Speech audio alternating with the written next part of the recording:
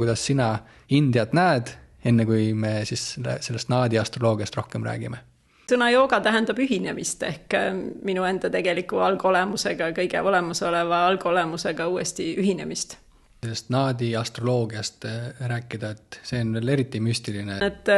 kunagised meistrid on kirjutanud inimestele tulevikku, kes on kunagi nende ajal elanud varem. Et siit tulebki see reinkarnatsiooni teema, et meie hingel on rohkem elusid. Ja praegu on ju maailmas näha, et lääne inimestel on paljudel huvi idamaa tarkuste vastu ja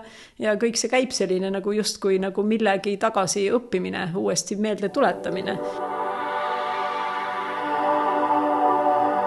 Täna vestlen Ave Oitiga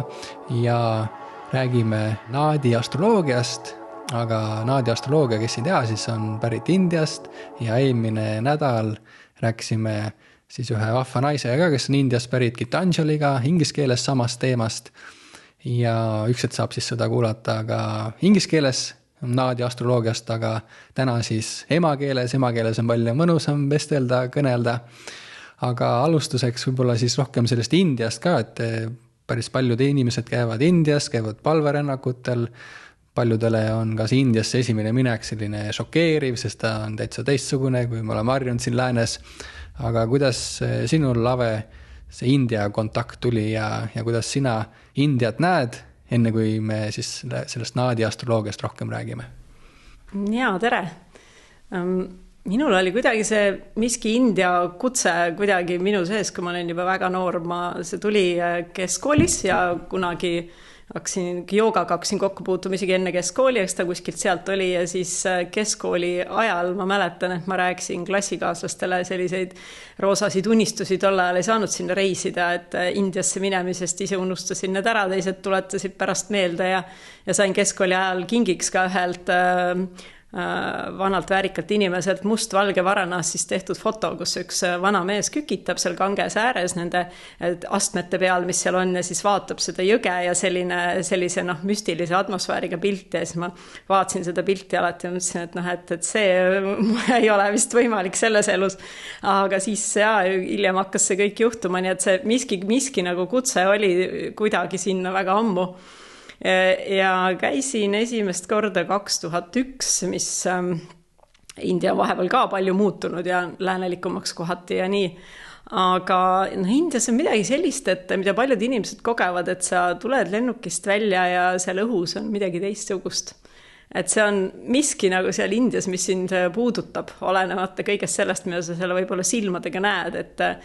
vaesus ja räpasus ja need põhjused, mille pärast osad inimesed sinna kunagi minna ei taha. Aga samas selle kõige taustal on seal midagi sellist hästi pehmet ja vaikset ja midagi sellist püha seal maal, et mina olen kindla peale ka selle puudutuse osaliseks saanud. Aga mul on olnud õnne käia sellistes kohtades, kus tavaliselt turistid ei käi. Et kunagi aastaid hiljem siis tolle sama Gitanjaliga, kes on Lõuna-Indiast pärit ja korraldab sinna muuhulgas ka reise sellistesse varjatud iidsetesse pühapaikadesse, siis on olnud õnne käia sellistel reisidel, et kus sa ei näegi terve reisi jooksul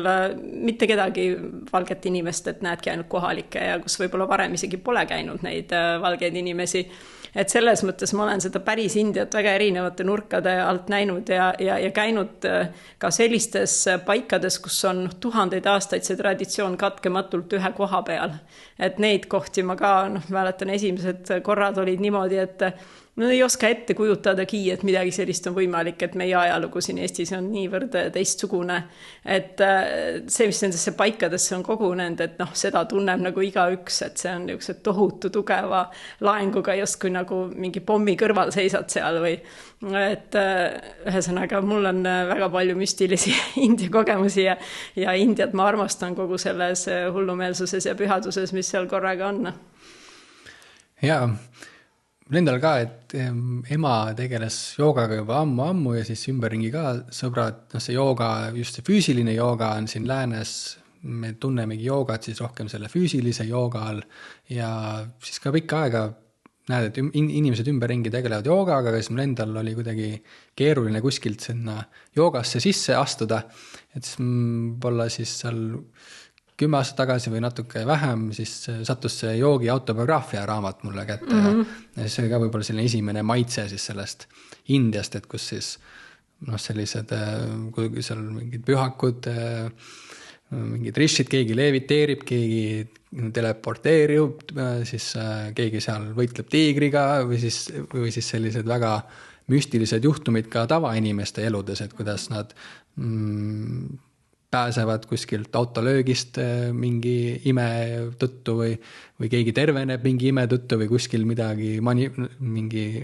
amulet ilmub välja või siis kuskil, seal rääkisime, et palmilehtedel ilmuvad sõnad, eks, et see India on kuidagi selline müstiline ja seal juhtub neid pühasid, uskumatuid asju rohkem kui meil siin. No nii sellega igatahes on ja seal on niisugune ajamõiste on ka täiesti teistsugune, et kuidagi selline hetkes kulgemine ja kui mingil hetkel tundub, et on kaos ja mingid asjad ei suju või et ei jõua kuhugi kohale või miski ei toimu kokkulepitud ajal, siis see India aeg toimib nagu omas rütmis, et siis tegelikult õigel hetkel on kõik asjad väga hästi ja kõik korraldub, et see on ka seal tore, et nagu lülitab lääne inimesed, sellised ratsionaalsed inimesed nagu teise laine peale juba puhtalt see seal koha peal olemine. Minu nimi on Riko Veskiväli ja kui sa soovid enda sünnikaardi kohta rohkem teada saada, siis ma olen värskelt valmis saanud eestikeelse astroloogia tarkvara nimega Astrotark. Seal sa saad vaadata enda sünnikaarti, saad vaadata, millised planetaarsed seisud sind hetkel mõjutavad, millised seisud on näiteks ajaloos olnud olulistel hetkedel. Lisaks saad vaadata ka enda lähedaste inimeste sünnikaarte. Ja see on mõnus kasutada ka mobiilis, saad seda kõike teha leheküljel astrotark.ee. 7 päeva saad tasuta proovida. Aga võib-olla natuke rääkida sellest joogast endast ka, et me siin läänes mõtleme, et jooga on need füüsilised harjutused, aga et siis jooga on midagi nii palju enamat ka, et võib-olla sellest joogast endast natuke rääkida ka, et see sõna jooga, et on ka kuidagi siis ühinemine või kokkusaamine loojaga aga siis seal on need sellised erinevad joogasi on ka hästi palju, eks ju. No miks mina hakkasin joogat otsima, juhtus selline lugu, et olin 10-11 aastane ja juhtusid siis teatud asjad meil kodus ja siis mul tekkisid järsult väga tugevad seljavalud niimoodi, et liigutamise pealt mingites asendites nagu nii meeletu valu oli, et nagu kivikuju tardusin ühte asendisse ja siis mul oli kasuisa, kes oli tollal Indias käinud ja ta oli toonud sealt ühe joogaraamatu. Ja siis ma küsisin ta käest, et äkki tal on mingit harjutust mulle soovitada. Ja siis, aga tema oli jurist ja tal oli äärmiselt halb käekiri. Ja siis ta kirjutas mulle terve paberilehe harjutusi üles, aga ma ei suutnud seda välja lugeda ja küsida ka ei julgenud. Ja siis ma suutsin esimese rea välja lugeda, et pane küünal põlema, vaata küünlaleeki, istu vaikselt. No ja seda ma siis tegin iga päev ja see seljavalu läks ära. Nii et sealt tekkis minu huvi, ma arvan, jooga vastu või teistpidi seda võib pikalt tagantjärele nii vaadata, et võib-olla ma teadsin seda joogat juba teab kust kaugemalt, et see lihtsalt tuli mulle selle juhtumiga seoses uuesti selles elus meelde. Aga et ise ka siis hakkasin juba 16-aastaselt joogaga tegelema, et see sõna jooga tähendab ühinemist ehk minu enda tegeliku algolemusega, kõige olemasoleva algolemusega uuesti ühinemist. Vahel tõlgitakse ka selliseks kõige võimalikumaks sügavaks lõdvestuseks, aga see tähendab sama asja, et ta on terviklik kõiki inimese olemasolu tasandeid hõlmav praktika iga tahes. Ja seal on siis veel see hingamise pool ja mõtlemisega ja meditatsioonid ja mantrad ja et ongi inimese siis mis iganes, eks ju, osale meist, et inimene pole ju see füüsiline keha ainult, et on kõik tunnete maailm, mõtete maailm, inimese teadvus, hing, vaim, kuidas neid nimetatakse siin ja seal natuke erinevalt, et kogu siis kõikide nende olemasolu tasandite jaoks on seal omad kindlad harjutused, et ennast paremini tunda ja tervikuna areneda, et kes kuhu siis võtab endale sihi, et selles mõttes on neid joogaliine ju ka palju erinevaid, et traditsiooniliselt ka ei ole nii, et jooga on ainult ühesugune. Jah, ma just mäletan, kui ma elus esimest korda seda pranajaamat tegin, siiamaani teen hingamisharjutusi ja kunagi vanemaga rääkisime ka, et kummaline see, et meid üldse ei õpetata hingama, meil ei ole siin sellist hingamisõpetust, et see hingamine on nii oluline. No täielikult ma ise olen ka ümber õppinud, et sageli ongi harjumus ja öeldakse vahel, et naistel on rohkem seda harjumust, et ringkerega hingata, et hinga nagu kõhust alates, et ka kunagi aastaid tagasi õppisin ennast ümber niimoodi. Jah, see on ju puhas elujõud ja kõik algelemendid, mida me endale sisse hingame, et elukvaliteet paraneb, kui oskad seda täielikult teha. Ja siis mainisid seda selles elus sõnapaari ka ja Indias siis kogu see reinkarnatsiooni kontseptsioon, või kontseptsioon või nemad näevad seda nii, et nii see ongi, et kuidas seda natuke sellest reinkarnatsioonist rääkida, et seal kunagi ma mäletan, üks selline mees on nagu Rupert Sheldrake ja siis eesti keeles on ka mõned tema raamatud ilmunud ja tema siis päris pikalt töötas välitöödel siis bioloogina Indias ja seal tema suur teooria oli selline need morfogeneetilised väljad, see saab sellest kunagi veel vestelda siin, aga siis tema seal sõitis seal rongis ja siis rääkis inimestele enda nendest bioloogia teooriatest, ja India inimestele see kõik tundus nii iseenesest mõistetav, et me saame sellest kõigest aru, aga et kui ta siis tuli läände ja oma need samu teooriaid rääkis, et siis ta kuulutati hereetikuks, et võib-olla sellest inkarnatsioonist või eelmistest eludest rääkida natukene, et kuidas palju neid vahest räägitakse, et neid on päris palju on neid elusid olnud ja veel palju on veel ees, mõnel on veel see, et võib-olla on see viimane kord siin olla, et see seostub ka selle karma teemaga, eks ju, et karmast vabanemisega. Nojah, eks küsimus ju osadel meist tekib, et kust ma siia ilma tulin ja mis siis saab, kui ma siit ära lähen, et see on teistes idamaades ka ja ju osades teistes muudes vanades kultuurides ju ka olnud see arusaam, et inimene on eelkõige vaimne olend või eelkõige, et meie hing tuleb siia kehasse ja mitte esimest korda ja me oleme kõik erinevad ka, et kus need erinevused võib-olla veel tulevad lisaks sellele, mis emalt isalt tuleb. Mina ei oska öelda, kui palju neid elusid on olnud või tuleb, seal räägitakse erinevaid lugusid, aga kindlasti on see maailmavaade seal Indias väga suuresti sellele üles ehitatud ja et ma saan budistlikus kultuuris ju ka ja et ei ole alati nii, et ma olen inimene, et võin ka järgmine elu loomaks või taimeks või mis iganes muuks eluvormiks sündida, et eks see on üks selline suur hinge areng ja öeldakse, et selle eesmärk on jõuda tagasi sinna samma jooga ülima eesmärgi juurde lõpuks siis selle tsükli lõpuks ja see karma, mille käigus õpitakse, mida tehakse ja siis ümber õpitakse ja paremini tehakse ja oma vigadest õpitakse ja niimoodi neid nurkasid nagu lihvitakse, et see on üks suur erinevus, et nende kultuuride vahel, et alguses on, ma arvan, üsna raske aru saada, et Indias on üldse, et kuidas maailmapilt on holistiline, et milliseid tasandeid siin veel on ja millised ajalooperioodid on maa peal üldse olnud, et see ei ole esimene inimkond, kes siin on ja et neid on varem olnud ja mis aegadesse nende lood tagasi ulatuvad, nad räägivad seal, eks ju, 10 000 või isegi veel rohkematest aastatest, et see kogu arusaam elust tuleb nagu nii teise koha pealt, et siis see inimese elu ühtepidi on nagu hästi-hästi väärtuslik, et see võimalus on, aga teistpidi selles suures pildis see on ka nagu võib-olla mingis mõttes nagu palju väiksem asi ka, et me oleme nagu ühes hästi suures tsüklis, et see elutunnetus on nii teistsugune, annab neile inimestele, ma arvan, teatud sellise teistsuguse rahu või mingi teistsuguse selguse oma elu suhtes, ja et miks selles elus häid tegusid teha ja kuhu ma peale seda elu edasi liigun ja kõik niisugused kõrgemad nagu väärtused või eesmärgid või paneb su elus mingid alustalad paika. Jah, see sama Rupert Sheldrake, kes siis pikalt elas Indias ka ühes ashramis, kus siis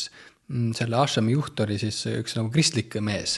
kristlikust koolkonnast. Ja siis tal üks loeng oli ja seal loengu lõpus siis keegi naine seal sai küsimusi küsides, see naine küsis tema käest, et Rupert, et mis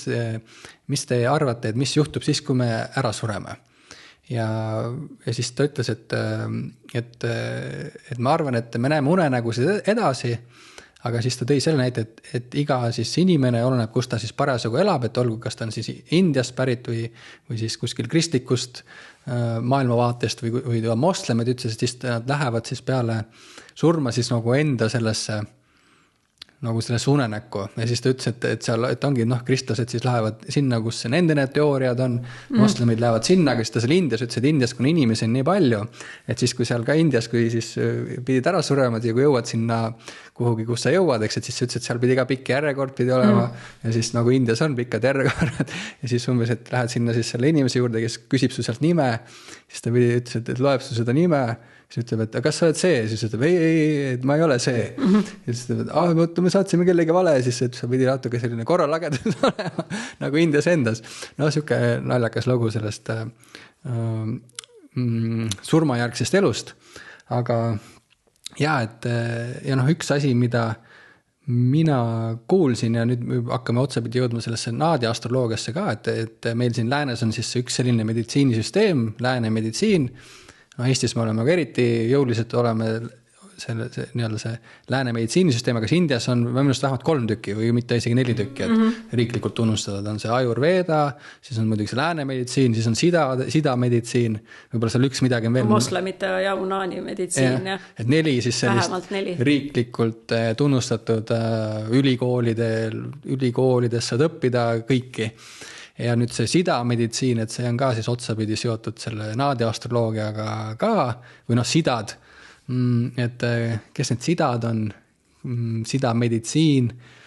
võib-olla ennem sellest rääkida natukene, kui sinna Nadia see sidha, see mõiste ise tähendab kui täiustunud olend või täiustunud inimene või sellised, kes on olnud inimesed ja kes on ennast siis täiuseni arendanud, et arendanud välja väga kõrged erilised omadused ja vanasti need olid sellised nagu targad või niisugused iidse aja teadlased või teistes kultuurides on võib-olla nimetatud šamaanideks või vaimseteks juhtideks aga India selle sidhade kultuurile kindlasti ka väga omane selline meditatsioonipraktika ja selline sügav sisemine vaimne kogemus, et nad ei olnud nagu võib-olla mõnes teises kultuuris šamaan on natuke teises kontekstis, aga et Indias on alati just see kontemplatiivne sisemine nagu praktika ja tee olnud hästi oluline, aga nemad olid siis erinevate tugevustega, et kes oli ülihea taimede tundja, kes oli ülihea tähtede tundja, kes jagas väga hästi näiteks midagi, kuidas insenerliku mõtlemisega midagi ehitada, midagi leiutada, et vastavalt sellele arenesid erinevad teadusharud, et kuhu nad panustasid, et öeldaksegi, et need on kogu siis inimtsivilisatsiooni nagu alusteadmised, kust on võib-olla kõige esimesed taipamised ja arusaamad tulnud, kuidas midagi looduses toimib ja kuidas siis inimene ise midagi saab teha, et väga iidsetel palmilehtedel, et need ei ole ainult astroloogiaga seotud, need on ka teadusega seotud, et on näiteks igasuguseid lendavaid masinaid ja muid seal kirjeldatud, mida inglased viisid kunagi Inglismaalt välja ja siis on seal Indias hüpoteese, et tänu nendele lehtedele teatud teadusavastused on hiljem tehtud. Et selles mõttes need olid ikkagi sellised väga-väga süvenenud inimesed mingisse valdkonda ja meditsiin oli nagu üks nendest. Ja siis astroloogia oli teine nendest iidsetest teadustest. Aga tänapäeval siin läänes meil on nii teistsugune maailmapilt, et me ei võta seda kõike, mis meid ümbritseb nii elavana, kogu loodust või kõiki neid tähti seal pea kohal. Me ei saame teaduslikult uurime ja saame aru, aga see on justkui selline nagu rohkem väline või me näiteks ei saa aru, mismoodi kõik ikkagi meie elu mõjutab, et jah, et tõusu ja mõõna mõjud ja päikese ja kuufaaside mõjud, aga kuhugi maani me saame sellest tänapäeval aru, aga vanades kultuurides on see kõik palju põhjalikum ja sügavam ja inimese eluga palju rohkem seotud olnud, ma arvan. Ja ka sealt ka see kogu austus ja teatud, mida inimesed kuidas tegid, siis tuli, eks ju, lähtuvalt nendest erinevatest teadmistest. Nii et sidhad ja seda laadi meistrid on juba nendest aegadest, kui Indias veel templeid ei olnudki. Et see kultuur, mis seal praegu on, see on kõik aja jooksul vaikselt arenenud, et vanasti olid sellised väga looduslähedased pühakohad ja keegi käis ja tegi kusagil oma palveid, oma praktikaid, oli mõni, nagu öeldakse, looduses jõukoht või väekoht ja inimesed hakkasid käisid nõu küsimas, hakkasid minema võib-olla kellegi juurde tarkust nõutama ja õppima ja siis vaikselt tekkisid mingid keskused ja templid ja niimoodi. Aga nemad on pärit enne seda ajast tuhandeid aastaid. Me siis mainisid, et palmilehtede peale on kirja pandud. Ja, et paberit seal võib-olla sellisena ei olnud või teatud liiki palmilehed, et kuhu on siis väga-väga terava mõne teise taime siis siukse okkaga või nagu nõelamoodi väga tugeva okkaga vanas keeles kirjutatud. Ja neid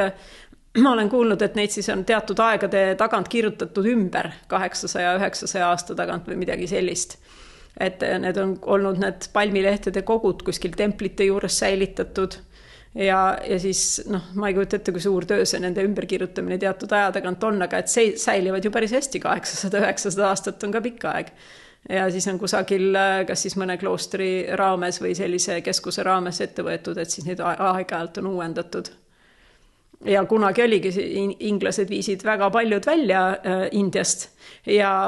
mis neid ei huvitanud, olid need astroloogialehed ja need osteti oksjoni käigus Indiasse tagasi. Et niimoodi taas elustus seal tegelikult üks osa astroloogiast. Nagu kummalised ajaloo keerdkäigud, nii et need teaduslehed ja osad meditsiinilehed ja need kõik ei ole tänaseni Indiasse tagasi jõudnud. Ja siis tekibki see, et kes need siis kirja pani, et need on palmilehed ja info kuskilt hästi kaugest ajast, eks? No eks need samad iidsed meistrid või nende õpilased ja abilised, et ma olen ka kuulnud niimoodi, et ega see meister üksinda kindlasti kõik ei jõudnud teha. Seal võis olla, kes teab, kui palju neid õpilasi, et keegi jagas infot ja keegi märkis üles ja eks ta oli kuidagi pidi korraldatud, et seal on hea soe kliima, istusid õues kuskil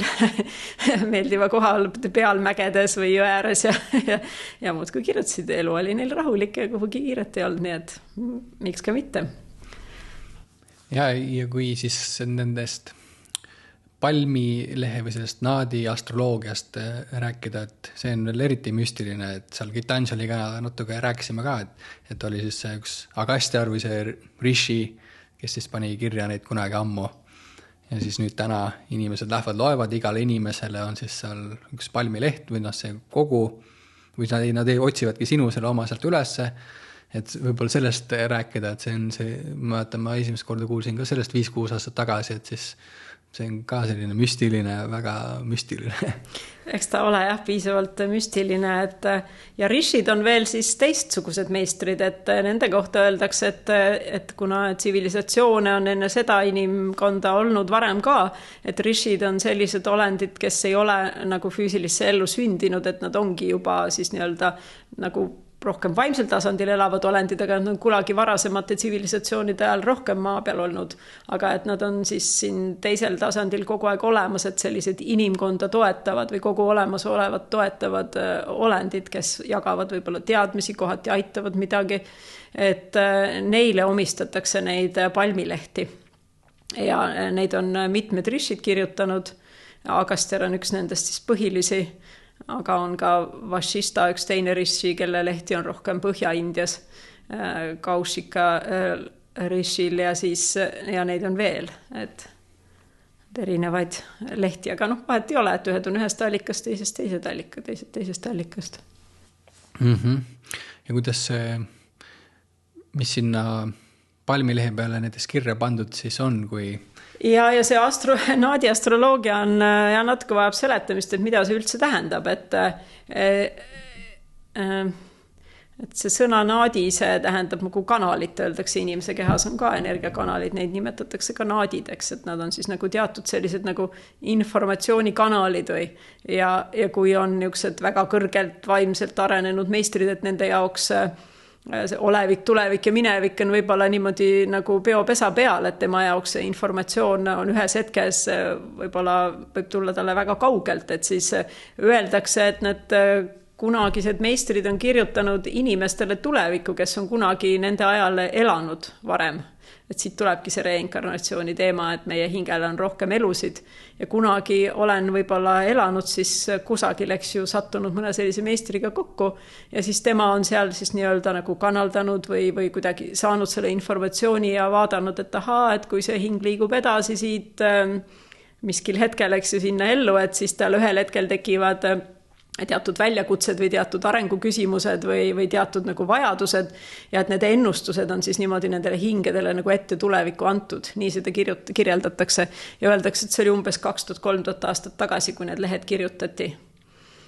Võta või jäta on ju, aga niimoodi selle kohta öeldakse. Et just kui öeldakse, et need on nagu nende inimeste jaoks maa peal, kellel on kunagi olnud siis kokkupuudet selliste meistritega, et kui võtta kogu inimkond, siis kõigi jaoks neid ei ole olemas. Jah, võib-olla siis rääkida sellest, no ma olen siin jah, mäletan kunagi sõitsin autoga, läksin ühte siis joogatundi ühe naisega, siis temal oli ka loetud naadisi ja siis ta seal mainis, et seal et otsivad su selle lehe üles ja et siis seal su ütlevad, et su isa nimi on see ja ema nimi on see ja üsna täpselt siis seal ütlevad sulle, kui nad leiavad su selle lehe ülesse. Et üsna müstiline, eks. Ja, et selle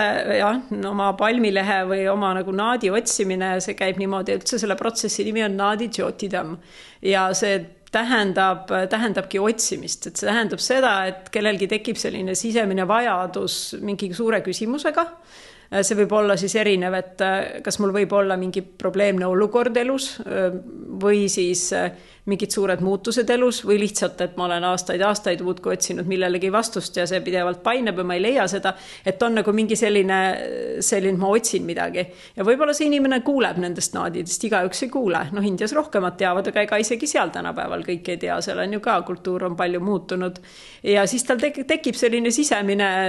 kuidagi see vajadus, et hakkab seda otsima, et seda tegelikult tähendab see nagu mõiste ise. Ja siis inimese käest võetakse ainult pöidlajälg, ei võeta midagi muud. Ja pöidlajälg pidi moodustuma siis raseduse ajal. Nii et ta moodustub 6. kuuks niimoodi, et see jälg enam ei muutu elu lõpuni. Nii et need jooned ja täpid, mis selle meie pöidlajälgede peal on, need on siis paigas. Ja see on nagu selline teatud nagu muster. See nende omaduste kohta, millega see inimene hakkab sündima, selle pagasi kohta, millega ta siia ellu tuleb ja tema tuleviku kohta, et seal on justkui nagu see kood kirjas. Ja siis võetakse see pöidlajälg ja neil on nagu ikka kartoteek, nad ütlevad, et nad eristavad seal kokku 108 erinevat tüüpi jälgi ja siis sealt võetakse selle jälje järgi välja siis teatud kindlad lehtede pakid, kust hakatakse otsima selle inimese ennustust ja see käib sellise jah-ei küsimuste meetodiga ehk et see lugeja otsib, et kus info klappib selle inimesega, et ta hakkab küsima mingeid sinu elu kohta käivaid detaile ja küsib, ta tegelikult küsib selle järgi, et seal ühes lehtede pakis on võib-olla kuskil 50-100 inimese elud kirjas ja siis ta võtab sealt igalt poolt nagu niisuguseid infokatkeid välja, et nad on need Lõuna-India lehed on vanast tamili keeles ja see pidi olema selline nagu poeetiline keel nagu India film, et kus kirjeldatakse väga paljude omadussõnadega siis seda inimest ja tema elu ja nagu hoopis teises esituses ja naadilugeja oskus on siis võtta sealt välja sellised nagu faktid, mille põhjal ta saab kontrollida, et kas see info klapib selle inimesega. Ja siis tuleb vastata ainult jah ja ei, mitte midagi muud. Ja siis ta otsib ja kui hästi läheb, siis ta leiab kõik detailid kokku, mida tal on vaja selleks, et öelda, et jah, et see on sinu leht. Ja seal siis jah, tõepoolest, et seal on sünnikuupäev, seal on su enda nimi, su ema-isa nimed, su elukaaslase nimi, et seal siis sellel koha peal kõik klapivad. Ja huvitav on teinekord otsitakse, pool peret klapib, teine pool ei klapi, et niisuguseid asju on nagu ka, et inimestel on ju sarnaseid nimesid. Et see on väga kummaline, nii et ma tean, kui ma ise käisin, ma olin enda teada esimene inimene, kes Eestist lugema sattus, aasta oli 2012 ja ega ma astroloogiast tegelikult midagi ei arvanud. Horoskoopi ajakirjast ei olnud minu asi ja tõepoolest ei arvanud astroloogiast nagu midagi ja see meie hea tuttav Gitanjali oli ikkagi rääkinud, et vaata, siin on niisugune teistsugune astroloogia ka, et ta ise oli hästi noorest peale tõlkinud neid lugemisi just lääne inimestele inglise keelde tamili keelest ja siis ta rääkis, et kuule, kui te tahate, me võime minna ja siis oli muudkui, et ei huvita ja aga siis ühel aastal juhtus niimoodi, et me läksime sinna ja mina siis ka, et okei, et ma siis vaatan, et lähme ja siis ma väga hoidsin sellest kinni, mis mulle öeldi, et ma ütlen jah ja ei ei mitte midagi rohkem ja siis niimoodi istusime seal kuumas ruumis ja ma ei tea, kui kaua seda aega läks, ilm oli ikkagi väga soe ja siis see naadilugeja vaatab esimese paki lehti läbi, ei ole, läheb välja, siis läheb tükk aega ja ei tea täpselt palju aega läks, tuleb teise pakiga, vaatame läbi, ei ole ja nagu ma õigesti mäletan, ta tuli 4. pakiga, see ilmselt läks mingi paar tundi sellega. Ja siis ma jõudsin mõelda, et seda lehte mul ei olegi, sest neid lehti ei ole kõigile. Jõudsin mõelda, et ei, mulle seda lehte nüüd ei ole, ja siis läks mingi 2-3 sekundit ja siis ta niimoodi, ma ütleks nii, et ta lausa nagu karjus selge kõva häälega mu väga eestikeelse isa nime. Siis no oli ehmatav küll. Et ilmselgelt külmavärinad käisid igalt poolt üle, et see on see on huvitav, ma olen ise hiljem ka inimesi aidanud, et see moment on nagu tõesti puudutav. Ja sa mainisid ja Gitanjali mainis, et alati ei leiagi seda lehte üles. No see võib ka olla sellepärast, et kuna on üks lehtede kogu ühe suure templi juures ja keskusi, kus loetakse rohkem kui üks, et need lehed võivad ringi liikuda ja see võib olla, et neid pakke seal parasjagu ei olnud. Et see võib ka täitsa selline, et siis see ei tähenda, et seda üldse ei ole, et see võib minna teinekord uuesti otsida.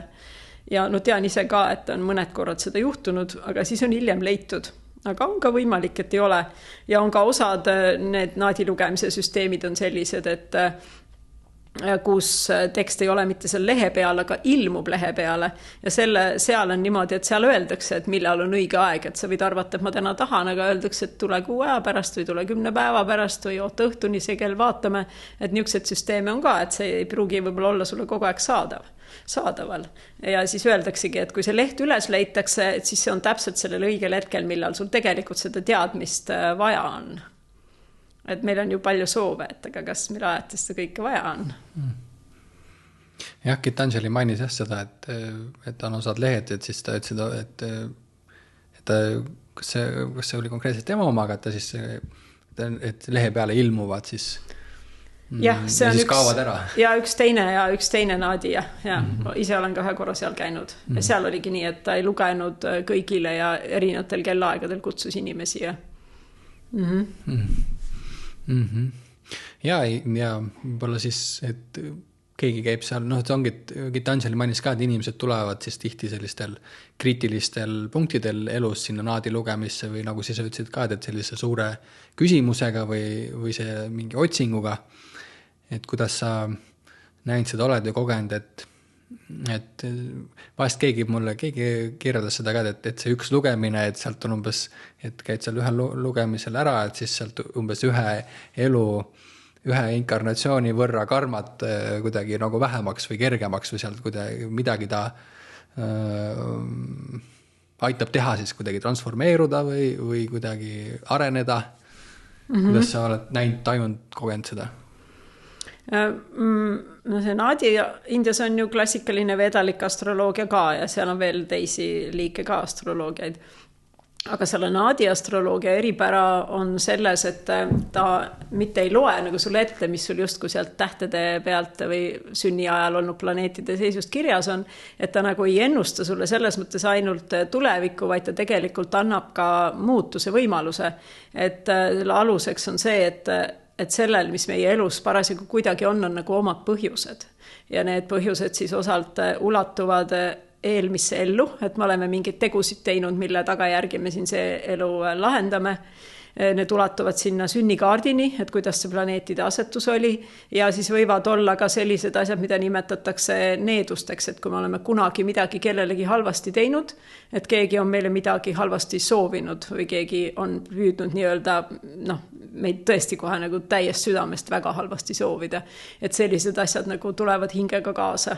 Ja vahel inimesed ka teevad nii halbu asju, mille pärast ongi põhjust, eks ju, et see ei ole nagu niisama. Aga et need siis mõjutavad tegelikult sinu elu. Ehk et see, kuidas see informatsioon seal on, et seal on selline üldine, selle elu nimetatakse peatükkideks, et kõigepealt leitakse üles selle hetke kirjeldus, kus sa praegu oma elus oled ja siis, kui sul on seal mingid teemad või väljakutsed või raskused ja siis sealt edasi loetakse, et kuidas selle elu nagu prognoos on teatud ajaperioodide kaupa ja siis ja see on esitatud kõik niimoodi, et nad ütlevad, et nagu inimest austavas viisis, et selles infos ei ole midagi sellist, et vahel inimesed kardavad, et ma ei taha teada.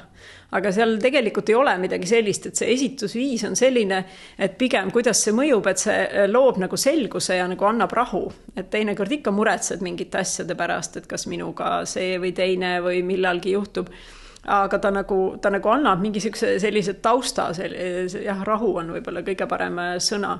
Ja siis ta kirjeldab ära ka, et miks on teatud väljakutsed, näiteks praegu võib-olla ei ole, aga näiteks võib-olla lähiperioodil tulemas, et mõnel inimesel on niimoodi ka. Ja siis ta võtab järgmistes peatükkides lahti need mõjud, et kust need tulevad ja mis need nagu väljakutsed on. Ehk et minu arust on selline astroloogia kõige parem nendele inimestele, kes tegelevadki iseendaga ja tahavad oma elu nagu natuke sügavuti paremaks muuta ja kes näevad nagu seda seost, et kui ma ikkagi ise mingeid mustreid kogu aeg kasutan ja mingid harjumused elus ja kuidas ma elan ja kuidas ma teistega suhestun ja kuidas ma oma asju teen, et sellel on mingid tagajärjed, et kui ma näen nagu seost selle vahel, et mida ma ise teen ja kuidas mu elu on ja ma tahan seda muuta, et siis on sellisel nagu astroloogial mõtet, et see vajab nagu niisugust sissepoole vaatamist, et muidu kuulad mingit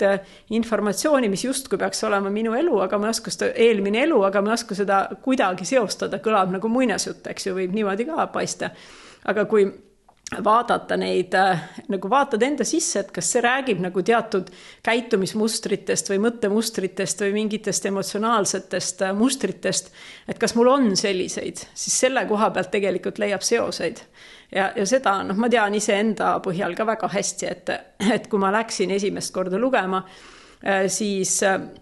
mul oli mingi selline, tegelikult lapsest peale miski selline sügav kurbus kogu aeg olnud. Ja see naadi lugemine esimest korda käsitles seda teemat. Ja ma olin tegelikult sellega enne ka tegelenud, et kus see tuleb, et mu elus nagu ei ole sellist, et miks see peaks nii olema. Ja sealt hakkasid tulema hoopis teistsugused vastused. Et siis peab nagu oskama nii-öelda seda avatud kuulata ja enda sisse vaatama, et siis ei tundu enam muinasjutt. Jah, väga, väga müstiline. Jah, ja seal öeldaksegi nii, et sa ütlesid, et see lugemine, et justkui võtab sult nagu mingi koorma maha. Et ühtepidi nagu see selgus mõjub niimoodi ja teistpidi nad siis pakuvad ka erinevaid tegevusi, et kuidas neid asju saab veel muuta, et kui inimene tahab. Et Indias templite süsteemid on, eriti Lõuna-Indias, on nende samade sidade ja nende väga iidsete meistrite poolt kunagi ehitatud. Ja see kõik on omaette suured teemad, aga et nendes templites on siis nagu niisugustel peenematel tasanditel niisugused nagu muutuste loomise võimalused või. Ehk et seal on nagu ka selline mõiste nagu karma muutmise või karma nagu ravikohad või mis on seotud planeetidega näiteks, et neid mõjusid muudavad või mingite käitumismustrite mõjusid või mingeid ebaõiglaseid mõjusid, näiteks keegi on sinu suhtes väga ebaõiglane. Et seal on see maailm kuidagi selline peenmateriaalne ja need abivahendid, mis pakutakse, osad on ka niisugused natukene nagu müstilised, aga need on väga iidsed jõukohad ja siis soovitatakse inimesel minna teatud kohtadesse, teatud kindlate pühapaikade või teatud kindlate niisuguste jumalike aspektide poole. Indias on ju neid pühakujusid palju. Ja siis, kui inimene on seal ja on seal nagu siiralt ja nagu palub enda sees kas või mõtleb, kuidas ta iganes oskab seda teha, et nagu teatud mustrite muutumist, siis seal sa midagi tunned ja midagi koged ja sul on tegelikult pärast kergem, et see on ka niisugune täiesti omaette lähenemine meie kultuuris, selliseid kohti ei ole. Või siis, et on ka amuletid, kaitseamuletid mantratega või et seal selles mõttes nagu on erinevaid võimalusi, kuidas see kogu süsteem saab aidata, kui sa tahad. Jah, see on üks lugu, mida ma olen kuulnud varem ka, et üks sõber käis Indias ja neid on teisi lugusid ka, et siis seal ta käis ka astroloogi juures. Ja siis see astroloog ütles talle, et nüüd, et siin järgmisel laupäeval või et siis on seal see kuu on sellises asendis, et nüüd mine sinna templisse ja mine vii sinna see asi. Ja siis ta läks, tegi selle liigutuse seal ära ja siis seal juhtus selline sündmus peale seda, et ta kuidagi, kas keegi märkas, seda oli muusika ja siis ta kutsuti, kui see oli ka mingi püha linn, et siis ta kutsuti kuhugi kohta, kus umbes ühtegi teist valget ei olnud ja siis ta seal tegi muusikat nendega koos ja seal kuidagi sellest soovitusest siis avanes selline mingi aken. Et see on niisugune teatav, see natuke seal vanas Roomas, ma tean, ja Roomas ka tihti olid seal paganlikus Roomas, et kui seal keegi alustas mingit äri, et siis seal viidi mingit andameid Jupiteri templile või vaadati, et oleks Jupiter mingis heas asetuses või et kuidagi inimesed siis nende suurte jõududega siis olid ka sellises kaubanduslikus või sellises tehti siis seda ohverdust, et saada siis olla kuidagi tasakaalus rohkem. Jaa, et see on kõikides ju vanades kultuurides olnud, põlisrahvaste kultuurides ka, et mis on kõik need jõud, mis meie elu siin maa peal toetavad, et üks on, et igal juhul loodus ja ilma looduseta me siin elada ei saaks, aga teisalt ka siis öeldakse, et on sellised silmale nähtamatud nagu jõud, eks ju, siin maailma kõiksuses ja et tähtede kaudu ja öeldakse ju ka India pühakujude kohta, et see väljendabki kõiki neid erinevaid energiaid või selliseid algprintsiipe või kuidas see universum üles on ehitatud ja kuidas ta toimib, et vanad kultuurid on neid seadusi teadnud ja arvestanud sellega ja ongi need rütmid, mis on planeetidel ja taevakehadel ja looduses ja siis on teatud asjadele on soodsad ajad kusagil kohas ja kuskil õigel hetkel, et jah, et see lähtub sellest. Indiaani vanadel kultuuridel, kuidas ehitati kõiki need püramiide ja püramiidilinnu ja ülimalt täppisteadus, et kus täpselt valgus, mis hetkel kuhu tuli ja kõik need on nagu samasugused vanad iidsed teadused. Praegu võib tunduda, et on muinasjutt ja aru ei saa ja võib-olla ei ole tõenduspõhine, aga selles iidses kultuuris vägagi tõenduspõhine, et on vaatluste ja katsetuste põhine paljude põlvkondade jooksul, eks ju, elude kaudu läbi proovitud ja katsetatud, et lihtsalt täitsa teisest vaatekohast. Jah, teist sorti teadlased ja teist sorti teadus, mis on sama, et jah, et ta on sama auväärt mingis mõttes. No on ju ka üks väga tore film nendest Kolumbias mägedes kõrgel elavatest kogi-indiaanlastest, seda saab YouTube'ist tasuta vaadata. Luna on selle filmi nimi, kuidas kutsuti korra siis kogid, kes olid eraldatuses elanud ja alles 80ndate lõpus hakkasid läänemaailmaga üldse ühendust võtma. Kutsuti sealt siis mõned teadja inimesed ükskord Londonisse, sinna viidi astronoomide juurde ja siis nad näitasid neile miskit kaarti, kus tegelikult osasid taevakehasid näha ei olnud selle palja silmaga ja siis need kogid ütlesid kohe ära, et aga siin on veel see ja see ja see ja see. Et astronoomile öeldakse, kukkus suu lahti küll, et kus te teate seda. Aga korra kõrvalpõikera kogidest, et nad eile tuli ka saatesse juttu sellest, et Kairi oli ka kogidega koos olnud ja saad ka kogidega rohkem kokku puutunud, nad käisid eelmine aastaga 1-3 Euroopa riigist, vist ka Eestis maikuus ja nad rääkisid Eestist ka, kõnelesid Eestist, aga et kogidest üldse natukene, et nii palju kui ma tean, et siis seal sellised ka nende sidadelaatsed või sellised osad seal need ülivõimetega väga tugeva tunnetusega inimesed, et eriti just nende vee, maa printsiipide suhtes. Aga kogid, kes on kogid üldse? No ongi selline põlisrahvas, nad on Kolumbias seal Santa Marta mäestikus, maailma kõige kõrgem ranniku ääres olev mäestikus, läheb siis üks sirgjoones kalju üles ligi 6 kilomeetrit, et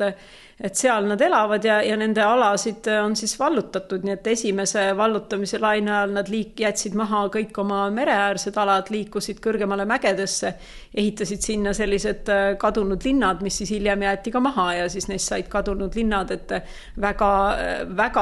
iidse teaduse põhjal ehitatud väga targad niisutussüsteemid ja mis iganes elukorralduseks vajalikud süsteemid. Ja siis sealt liikusid järgmise ründeringiga veel kaugemale, nii et nemad on selline vägivallatu rahvas, nad ei astunud kunagi vastu ja nad ei alistunud, aga nad läksid eest ära. Ja siis nad läksid nii kõrgele, kuhu siis hobustega enam järele ei saanud ja mis ei olnud eluks huvipakkuv ala enam. Põldu ei saanud harida ja kliima juba läks karmiks ja siis nad on 2 korda siis pidanud kõik, mida nad teadsid selle elamise kohta seal keskkonnas, kus nad olid, nii-öelda maha panema ja ümber õppima ja nullist uuesti alustama täiesti teistes klimaatilistes ja looduslikes tingimustes. Ja siis nad on niimoodi selle eraldatuses 100 aastaid, et tegelikult suletud nagu ühiskonnana. Ja see on üks neid väga-väga väheseid, Hendrik Relve ütles, et alla 1 käe sõrmede on seda laadi rahvaid maakera peal praeguseni alles. et on nad seal kuni ühiskonna korralduseni, kogukonna korralduseni säilitanud seda aegade algusest peale olnud siis eluviisi, mida siis on paar korda täielikult ka restarditud, mis siis tähendab, et see süvenemise tase või see ümbrusega suhestumise tase või ma ei tea, looduse tundmise tase, et see on väga-väga kõrge. Et teadlased maailmas hindavad näiteks nende vihmametsa taastamise oskust, et kogid on kõige efektiivsemad selles, kõige kiiremini suudavad teha seda. Ja seda ei tehta mitte ainult nende vahenditega, et kuidas selle mulla ja pinnase eest hoolitsetakse, vaid seal tegeletaksegi nendega nähtamatute jõududega, kes selle looduse taustal on, et kogid on üks väga-väga tark rahvas ja teavad sealt oma kõrgelt mägedest väga hästi kõike, mis maailmas toimub.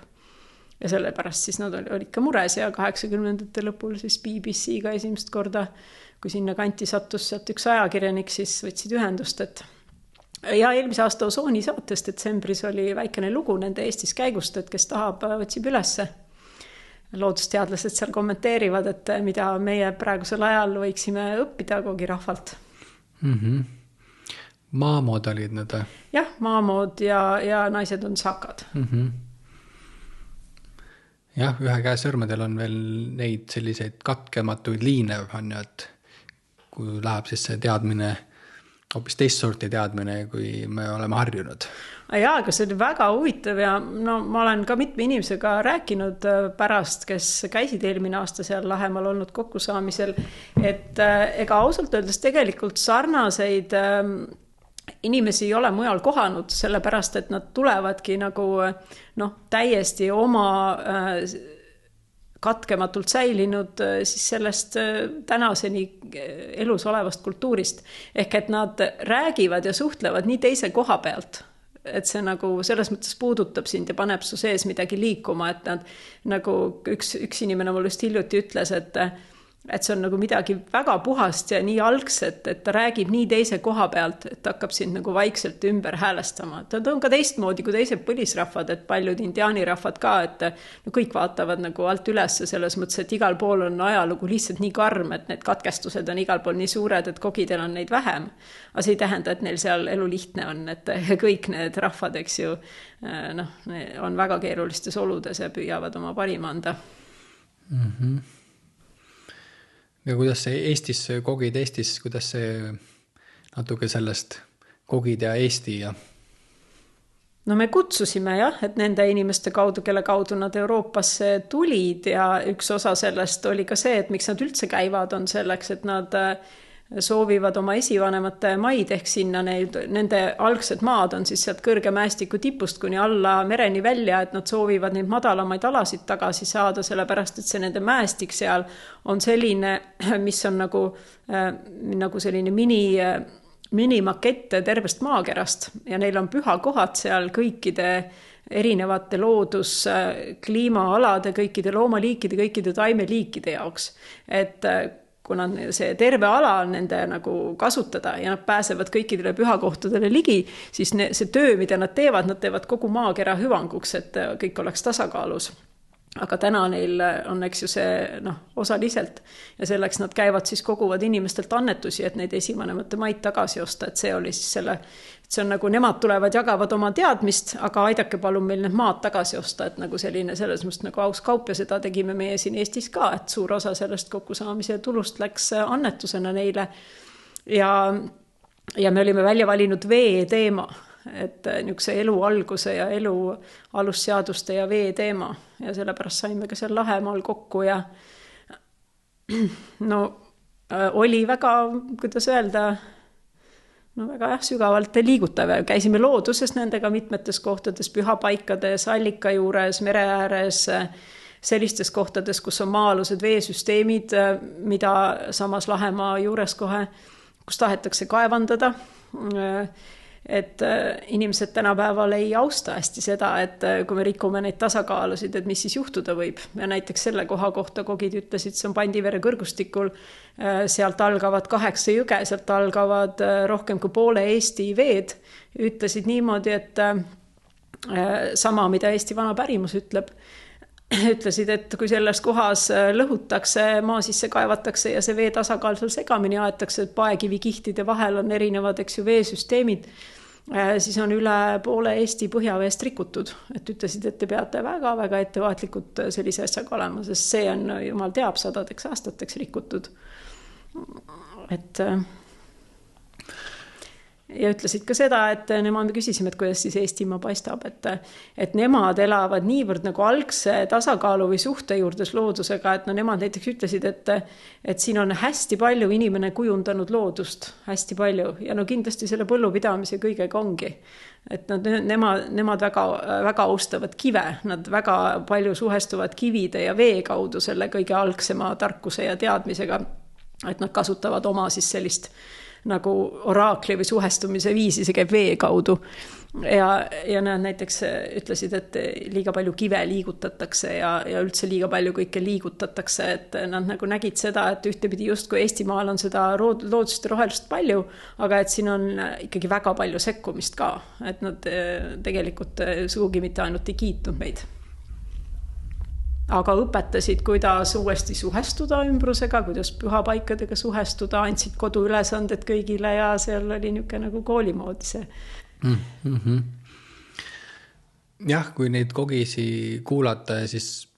seal üks vahe ka uurisin, lugesin, kuulasin rohkem neid Põhja-Ameerika osasid, selliseid tarku teadja mehi, naisi, et siis seal üks lause, mis mul sealt meelde jäi, et noh, kõik need loodusrahvad, et kui me sealt midagi kaevame või maa seest midagi võtame, et siis et kuna maa meile kõike annab ja ta on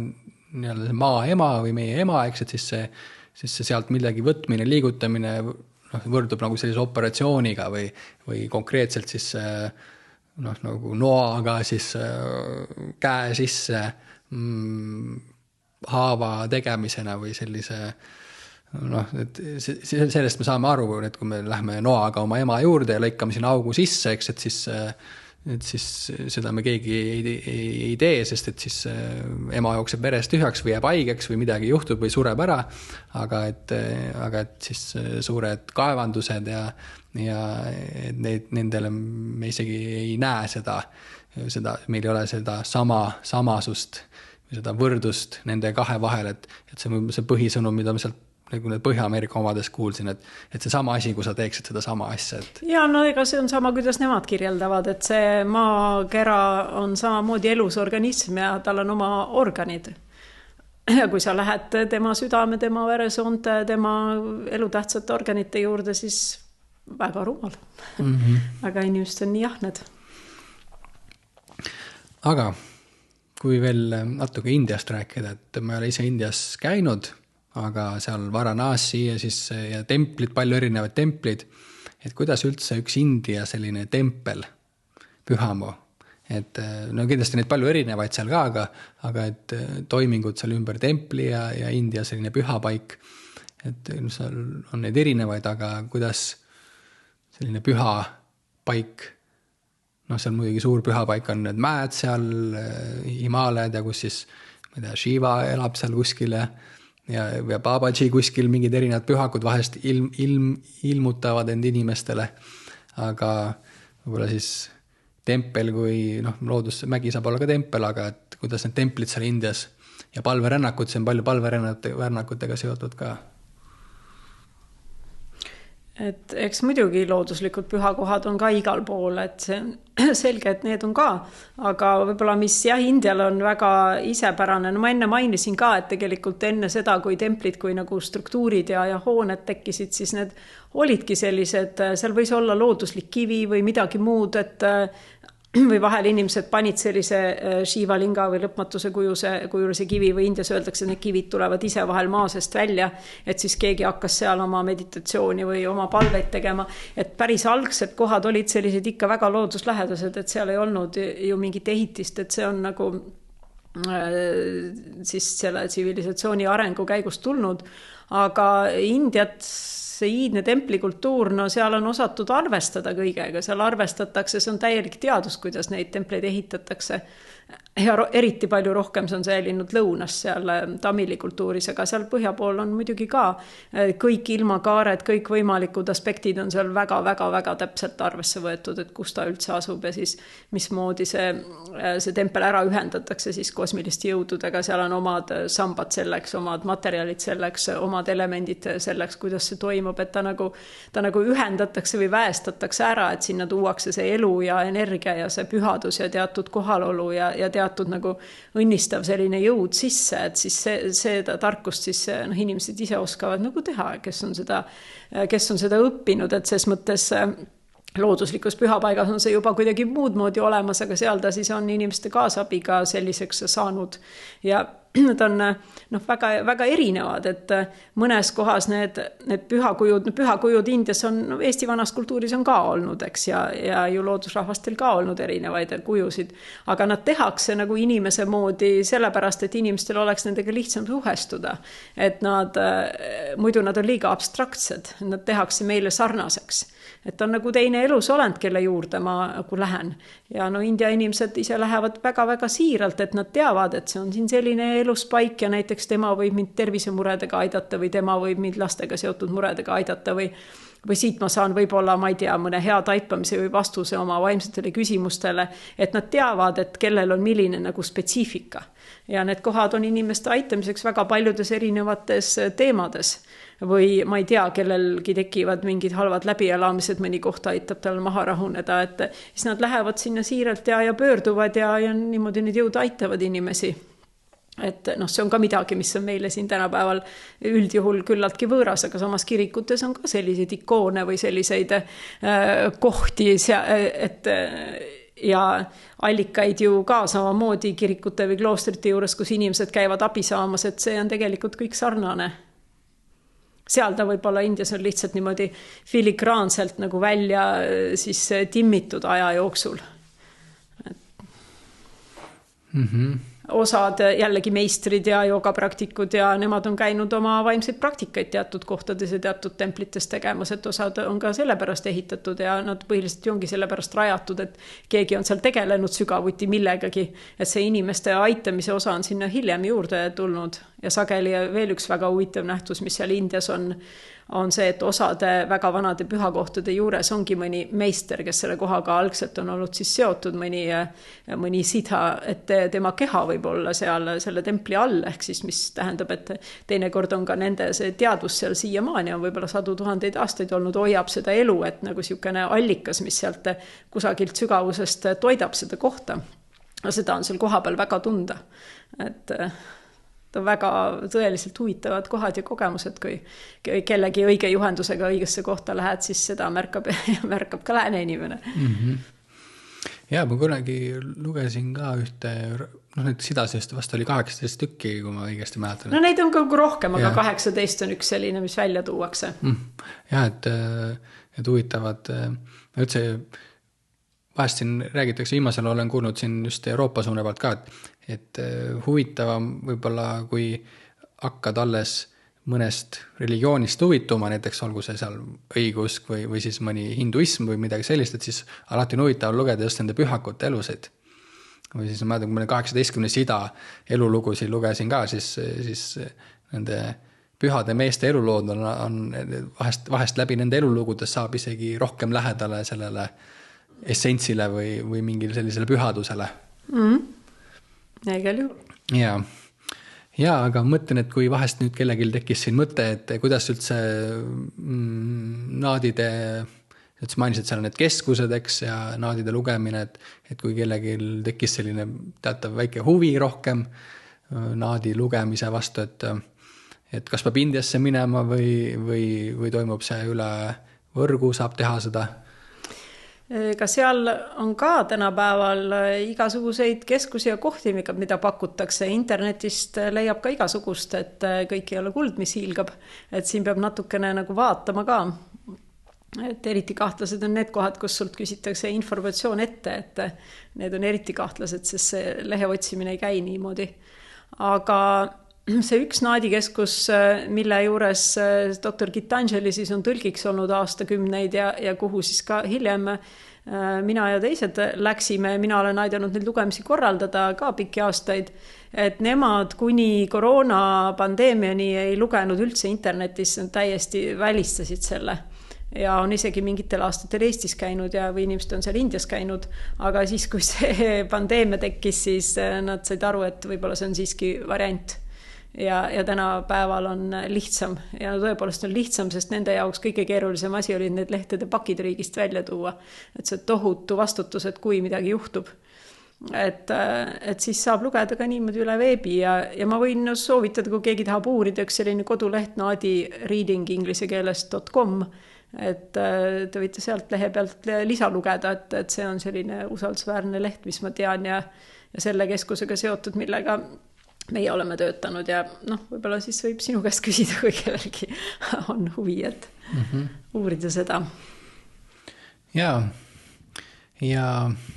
siin oli natuke põlisrahvastest juttu ka, et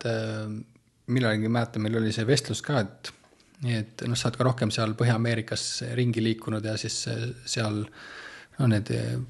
higitelgid tseremooniad ja siis seal päikesetantsudel käinud, et selline teatav hiljuti oli sellest juttu, et kuidas need on sellised algallikast pärit kõik või nad on, ütleme,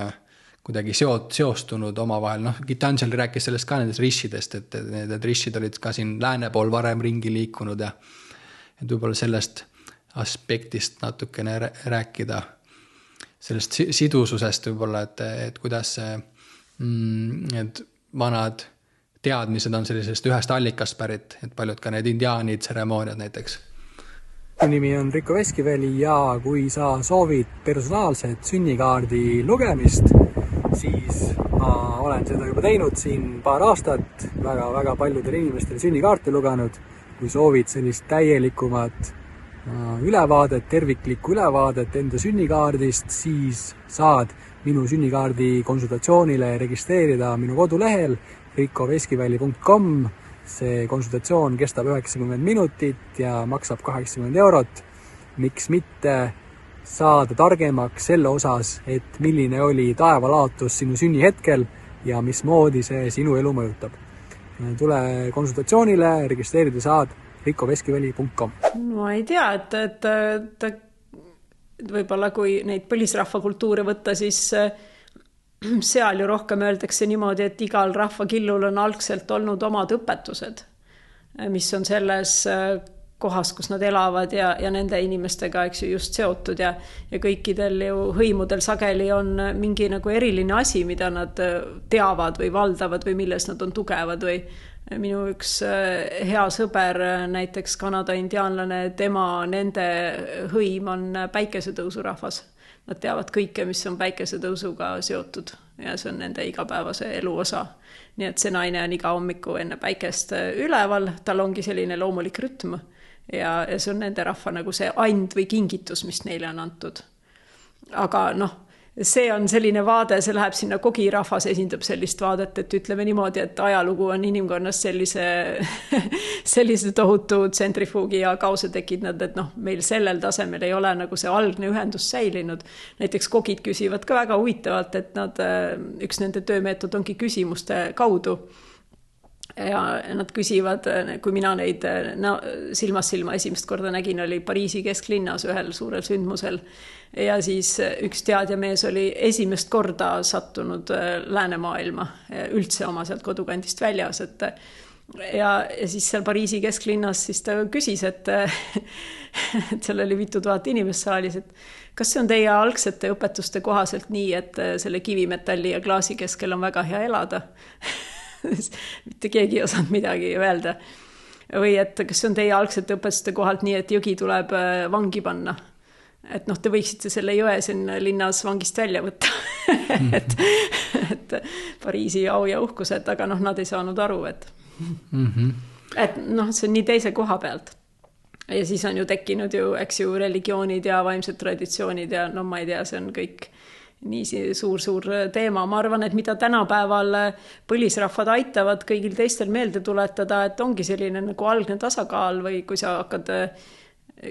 kõigepealt sa pead inimesed iseendas selgusele jõudma ja enda sees niisuguse rahu leidma ja iseendast paremini aru saama, siis sul hakkab ümbrusega ka see kontakt paremini tekkima, et ma arvan, et põlisrahvas seda väga-väga palju aitab kõikidel inimestel ja praegu on ju maailmas näha, et lääne inimestel on paljudel huvi idamaa tarkuste vastu ja kõik see käib selline nagu justkui nagu millegi tagasi õppimine, uuesti meelde tuletamine. Et ma arvan, kõigil on olemas tegelikult see mälu kusagil meie sees. Et mis see meie õige suhe on kõige ümbritsevaga ja mille keskel me elame ja kuidas inimene siia nagu õigesti asetub, et võib-olla ta ei ole päris kõige kroon või kõige ülemus, eks ju. Et vaikselt inimesed õpivad nagu neid õigeid väärtussuhteid tagasi, et küsid nii suure teema kohta, et jah, see tuli tuttav, see algsed juhised, seal YouTube'is on ka palju ja kuskilt, indiaanlased Põhja-Ameerikas räägivad ka original instructions on, et osad siis kogid või mõned rahvad, et neil on veel meeles osad need algsed juhised ja siis osadel meist on veel kuidagi meelest ära läinud. Aga kui igal ühel on võimalus taastada seda ühendust ise endaga ja kõige ümbritsevaga, et kes siis kust kaudu selle leiab, et praegu seal tänapäeval inimesed otsivad ju väga erinevaid teid pidi. Jaa, mõtlengi võib-olla lõpetuseks, nagu seal Gitanjali saates ka oli korraks juttu sellest, et jõudnud järgi otsida selle mehe nime, aga et suur asi, mis siis eelmisel sajandil toimus, et oli siis selle lääne ja ida taasühinemine või siis ütleme, et sealt hakkasid need teadmised siis uuesti lääne poole tulema, eks esmalt ka võib-olla sinna USA-sse rohkem, et seal mäletan osad seal raamatud USA-s, mis ilmusid, esimesed ingliskeelsed raamatud seal zen-budismist ja siis seal üks esimesi gurusi, kes Yogananda, kes Ameerikasse jõudis ja et kuidagi sealt hakkas see liikumine siis selle ida ja lääne vahel ja siis see mees nimetas seda võib-olla siis selleks kõige olulisemaks sündmuseks eelmisel sajandil. Aga siis Gitanjali muidugi seal, kui ma seda küsimust küsisin, siis ta ka toredalt ütles, et see liikumine on siin juba palju varem ka toimunud, et just võib-olla siis ongi tuleb see ajaloo teema mängu, et me lihtsalt ei mäleta seda, kui palju me oleme rohkem ühinenud, oleme olnud ühinenud või need teadmised on olnud ühtsemad, aga võib-olla selle ida ja lääne taasühinemine ja siis sellises kaasaegses vaates, et nimetas selle kõige olulisemaks sündmuseks. Võib-olla tõepoolest, jah. Ma arvan, et see on selle maailmapildi nagu terviklikumaks muutmine uuesti tagasi, et kui lääne maailm on rohkem läinud selliseks teadusel põhinevaks niisuguseks tööstusarenguks, et nagu siin viimase 200 aasta jooksul on toimunud, et siis võib-olla inimesed otsivad tagasi natuke terviklikumat pilti ja seda vaimset poolt sinna juurde, et seda sama, mis vanades kultuurides on olnud nagu terviklikum vaade, et ma arvan, seda võib-olla tõesti nimetada väga oluliseks pöördeks, aga eks see toimub vaikselt kogu aeg edasi. Et ise ka, ma samamoodi elus hakanud sinnapoole vaatama selles mõttes, et lihtsalt kuidagi sealt on saanud paremini neid vastuseid oma küsimustele. Just selle suhtes, et kuidas kõik omavahel seotud on ja mis see õige, eks ju, suhe siin elus on ja kõik need eksistentsiaalsed küsimused, et minu enda jaoks on see toimunud seda kaudu ja ma arvan, see on teiste jaoks ka suures osas sarnane see teema. jah. Aga see võib öelda ida või lääne, aga teistpidi võib öelda seda sama, kui põlisrahvastest oli juttu, et tegelikult need rohkem arenenud riigid siis pöörduvad ka tagasi nende põlisrahvaste poole ja seda on ju nendes põlisrahvaste ennustustes ka olnud, et see üks päev nii toimub, et minnakse tagasi õppima just seda algset tasakaalu ja austust ja sellist teist vaadet, terviklikumat vaadet elule. Vanal ajal on see on täitsa müstiline, et räägitakse neid ülemaailmseid kokkusaamisi, kus targad on kokku saanud või arstid on kokku saanud ja Indias on neid kohti ja seal Himaalajates on neid kohti, kus on toimunud ja vana aja ülikoolid, mis seal olid ja kuhu tuldi üle maailma kokku. No kuidas nad kõik sinna läksid, et see on päris põnev mõelda. Jah, me vahest olen rääkinud enda teekonnast mõnele inimesele ja siis ka tuleb see ida poole vaatamine, räägid, et ükselt ükskord hakkasin ida poole vaatama, aga et selles ida poole vaatamises, et tasub sinna ida poole vaadata, et kahtlemata müstiline ja huvitav ja sealt leiab sellised teinekord või just see huvitav. Elus on see uudishimu ja huvi ja siis teatav müstika, et need on kõik sellised värskendavad, tervendavad, otsin mingi tead sõna veel, aga sa võid veel ka võtta, kui võtta ka võib-olla selline vaade, mis täna ka siin korra puudutasime, et kui tõesti on olnud neid eelmisi kehastusi ja ma olen kusagil mujal maakera peal elanud, siis ka võib-olla sellistel põhjustel miski mind tõmbab. Et miks kõnetab mõnda Tiibet, mõnda India, mõnda mõni põlisrahvas, kedagi miskit veel, eks ju, ma teab, kust need seosed tulevad või mul endalgi need olid lapsena, need teatud kutsed juba väga väiksena, et siis teinekord hiljem oled mõelnud, aga kust see tuli minu sisse niimoodi, et miskit seal pidi olema, et väga elu on põnev. Jah, nagu mõndadele indiaanlastel on kommeks öelda, et me ei lähe asjade juurde, vaid et mõnikord asjad tulevad ise meie juurde ka ja et me oleme kuidagi sügavamatel tasanditel ka kuidagi asjadega ühenduses, et on mingid kutsungid või asi kutsub, et kas meie lähme millegi juurde või see asi kutsub meid enda juurde, et kes kelle juurde õige poolest läheb. Et see kuidagi on mingid asjad on siis teel ees või kuidagi niivis, et aga aitäh sulle, Ave, tänase huvitava vestluse eest, et siin on muidugi palju teemasid, millest veel rääkida, vesi on kindlasti suur teema,